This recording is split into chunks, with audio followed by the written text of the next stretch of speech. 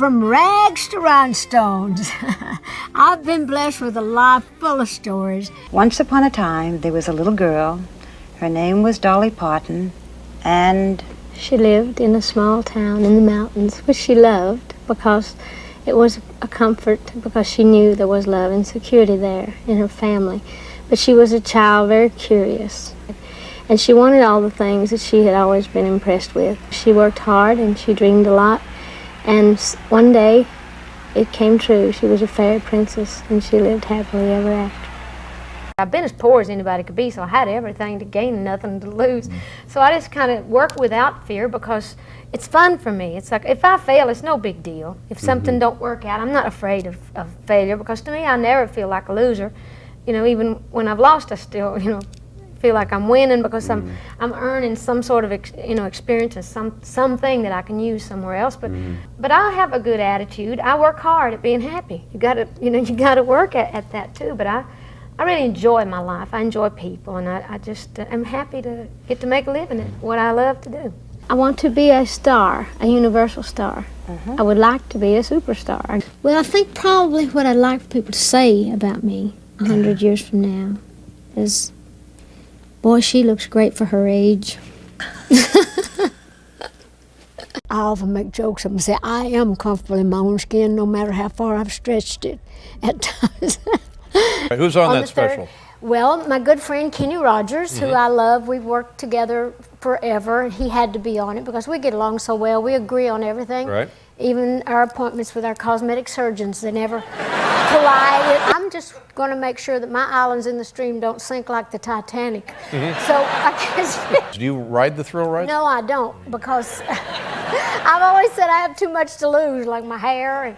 I think I'm tough if I need to be. I think I'm strong when I need to be. See, I don't try to be tough about anything but myself. I'm just trying to leave as much stuff. I just want to see how much I can do in a lifetime. It gives me everything that a person needs in a marriage or in a relationship. It gives me freedom, which is something I feel you must have being creative. This is a very special kind of sacred freedom.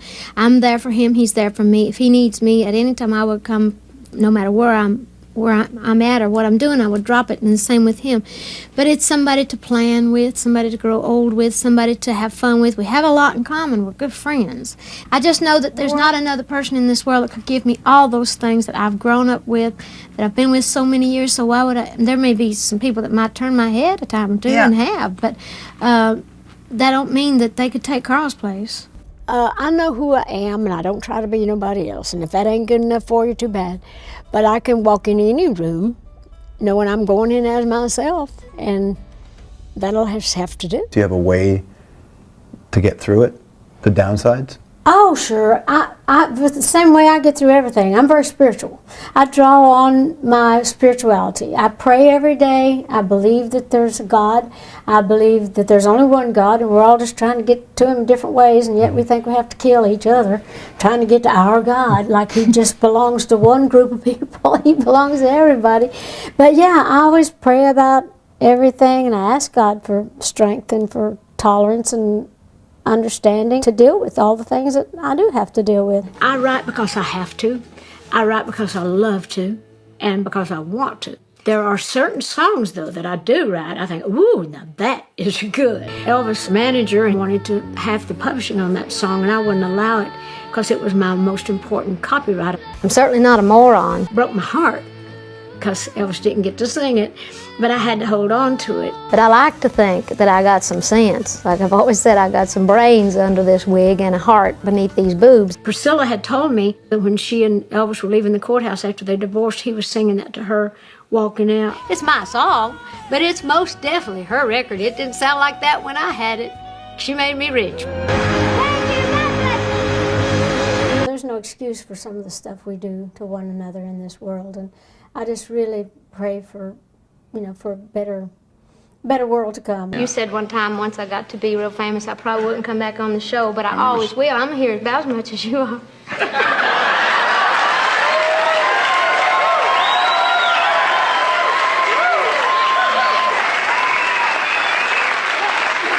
Good friends can say that. Yeah, well, that's what I mean. We can say anything. But I was only kidding because everybody kids you about it. Yeah. I only like the show. Well, I think other people do a good job, but I only really like to watch it when you're on. Thank you. And I don't call it the Tonight Show. To me, it's the Johnny Carson Show. You're saying all the right things. No, I'm serious. I have come a long way from the hills of Tennessee, and I've worked hard to make the folks back home real proud of me. Now everybody knows my name, no matter where I go, but I never really made it till the Johnny Carson Show. Now I have dreamed of stardom since I was just a kid, $1 million dream beneath this $13 wig. In my bell-bottom jumpsuits with my rhinestones all aglow, I became an overnight success from the Johnny Carson Show. From polyester paradise to silk and satin frills, from a 48-foot mobile home to a mansion on the hill, from moonshine to rare wine, from a Packard to a Rolls, but I never really made it till the Johnny Carson Show. From hillbilly heaven to a penthouse on the coast, but I never really made it till the Johnny Carson Show. Now, what was it like 25 years ago when you said to people, you know what, I'd like to build a little thing down here in the Smoky Mountains, an amusement park and a thing to kind of commemorate the life of the people who lived and worked in that area? What did people say to you when you said you want to do that? I had a set of business people at that time that told me that I was making a big mistake. Big mistake. I just had a feeling in my heart that it was a good thing, and I went on with it. And after the first year that was a success, I got rid of those people. Yeah, good for you. I remember stealing the shoulder pads out of my grandma's winter coat to make a push-up bra. I wanted to have sexy clothes. Yeah. And I was really feeling myself then, and I was just looking for somebody else to do it. I never met Elvis. He was planning to record my song, I Will Always Love You. And he had invited me down to the studio, and then the day of the studio, Colonel Tom Parker called and said that they only recorded songs that they had half the publishing on. And speaking of being 17, Johnny Cash was my first encounter with what I thought sex appeal was, feeling really drawn to someone. I mean, I saw him on stage and I just felt things that I'd never felt before. Right. Well, like yourself as well. You know, you see it immediately. There's a magnetism or something. Oh, am I turning you on, am I? Yeah. You turned me on. Yeah. What do you want your legacy to be? Well, I want to be remembered as a good person, if I can be. I want to be remembered as a giving person, a talented person, if I am talented, or at least to say that I made the most of, there's a great saying I love. I think it was Mother Teresa's that said, when I stand before God, I want to be able to say, Lord, I used everything you gave me. I just wanted to be remembered well.